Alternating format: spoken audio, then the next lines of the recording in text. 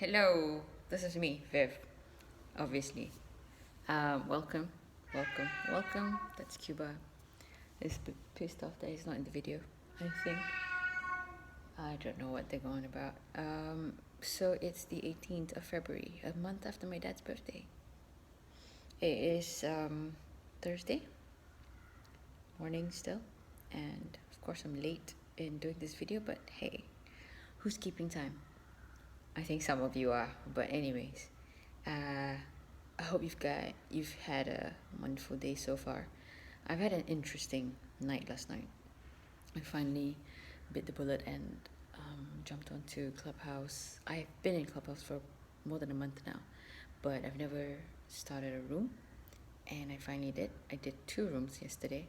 The first one was not at the best time, and it was just 2 moderators, and it was more of a introduction session. The second one was mind-blowing because I'm still on a high from last night, because we started off with a plan of doing an hour. It's about design. So if you guys, we're doing another one tonight, so if you're watching this and you'd like to come on, please join us at 9 p.m. 18th of February on Clubhouse. It's called Design Discussions Malaysia.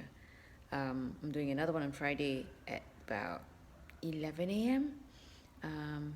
Music Musings Malaysia. It's just for fun and laughter. All you musicians out there, do come and join us if you're on Clubhouse. Anyway, it put me on a high because we started out with a plan of 1 hour, but we went on for more than 2 hours, and people just keep on coming in, and we really didn't know what to do, but just keep on going with the flow. And from that one session, it started off with just, again, 2 moderators, but it very quickly expanded and became up to 149 people. That's a lot of people that just jumped into a room just to hear you speak, hear your thoughts, and then connect with you. And more importantly, I felt that everybody there was appreciative of the effort, appreciative that they found such a room, and it was a good eye-opener to connect and build a community. So having said that, and this morning I had another webinar to attend, and it was about visioning.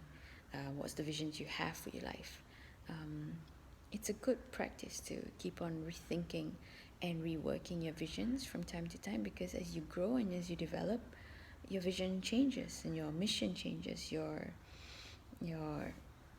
what, your why, your how changes. So it's been a pretty good 24 hours, although physically I am dead. I am this pounding pain in my neck, and well, this is what you get when you're on the web a lot and when you're on the screen a lot. But this brought me to this idea about making peace with yourself. I know making peace means accepting to me, it means accepting my insecurities, accepting myself for me, accepting my flaws, and also accepting my plus points, and accepting what I want and whether I can achieve it or not. And I've stumbled upon this thing where there's about like 8 ways you can make peace with yourself besides making peace with the rest of the world. First, you gotta always look into yourself, right? So the first one would be find your ideal self. Who are you? And this visioning workshop really helped, because what is your purpose? That's your why. What's your vision? That's your what. What do you want to achieve? What's your mission? How do you achieve this? And what's your positioning in life? Like, what's your competitive edge? This can be applied to yourself. It doesn't have to be about a company and stuff like that. And I guess it's similar to knowing your ideal self. What is your ideal self? What are the values you want for yourself? And do you want to be more patient, more dignified, more calm, more healthy? Know what you want, and why you want it and how you want to get it. So know yourself so you can make peace with that, or else you'll always be restless because you've never tapped into the real you. The second point would be doing the right thing, the next right thing. So you've identified your wants and your aims and goals. Now you will definitely come to why you stumble and haven't achieved them yet.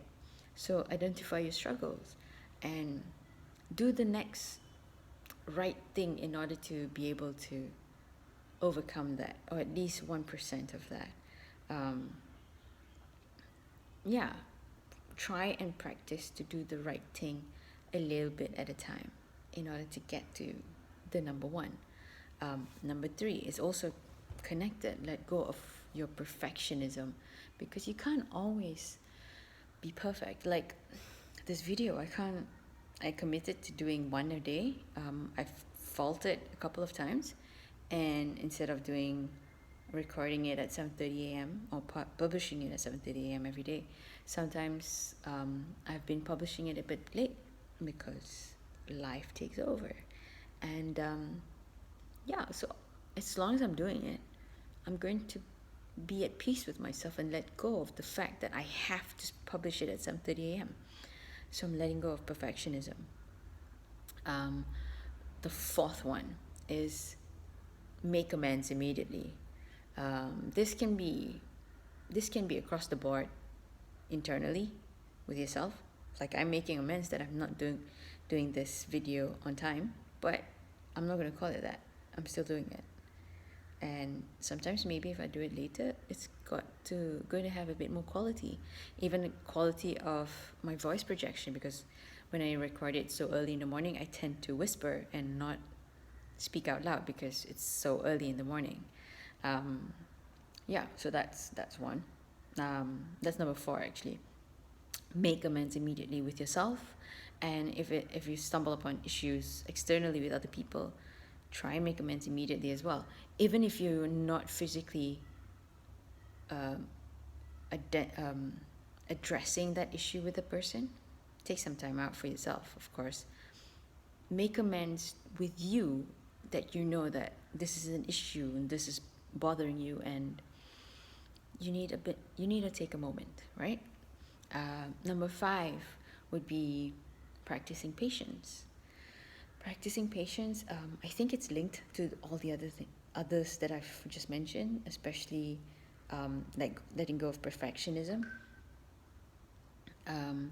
When you can't be perfect, you need to let go of perfectionism. You can't actually keep on being an A-star student all the time. You can't be 100% all the time. So you got to practice patience, that in order to get to a certain place in life, you're still on a journey. It's going to take some time. As much as we want everything now, you know and I know that's not possible. So practice a bit of patience, and eventually you'll get there, or you might get somewhere else that is meant for you to be.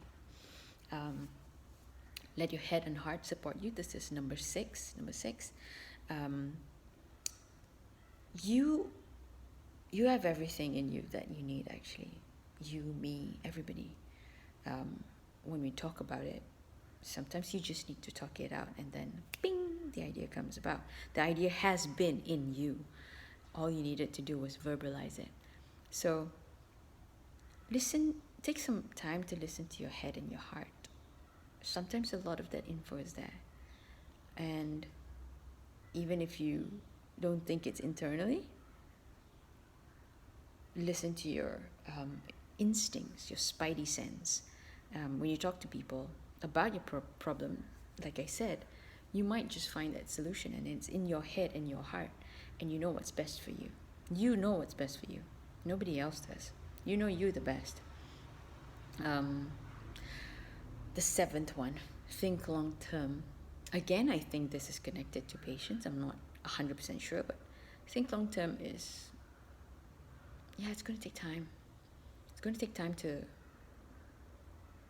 get into to a place of serenity and peace and joy. And meditation, people say you practice it because it is a practice. You're not always going to get it right. Even with music, even with sports, you may be the best, but you're not a machine, and even machines break down or have hiccups. So think long term in order to get to that place of peace, yeah, like it's going to take some time. It's going to take a journey. And then validate yourself.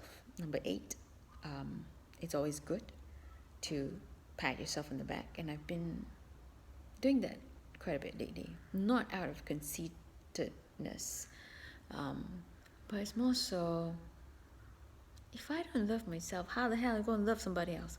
But if I don't love myself, really, how the hell am I going to expect anybody else to love me or see my worth? Or I need to validate myself. I need to speak to myself better. I need to pat myself on the back better, give myself stars more often, and know my worth. So those are the 8 things, I suppose, that could help you get to where you are. But I guess the number 1 thing is the most important one. Know your ideal self. Know yourself. Talk to yourself. Take some time out. Go for a walk. Think, meditate, sleep on it. Write, journal. I don't know. But here's the 8 things again. Know yourself. Do the right thing. The next right thing that will get you to where you want to be. Let go of perfectionism. Just let it go. You don't need to be perfect. Nobody is perfect anyway. And then number 4, make amends immediately when you've got an issue. Make amends immediately with yourself or the external party. Number 5 is practicing patience, because things take time. Number 6, listen to your head. Let your head and your heart support you, because they know you the best. Number 7, think long term. Sometimes some journeys take some time. So again, practicing patience, but think long term also means knowing that it will be stage by stage. And this is not just patience. This is achieving certain things stage by stage, because sometimes you can't see that goal until you get there, or you get to a certain place in life. So think long term. This is not a snap thing. I gotta go. The 8th one, validate yourself. Take care of you guys. Take care of yourselves. Stay safe. Mask up. Keep a distance, and stay connected. This is Viv. Bye.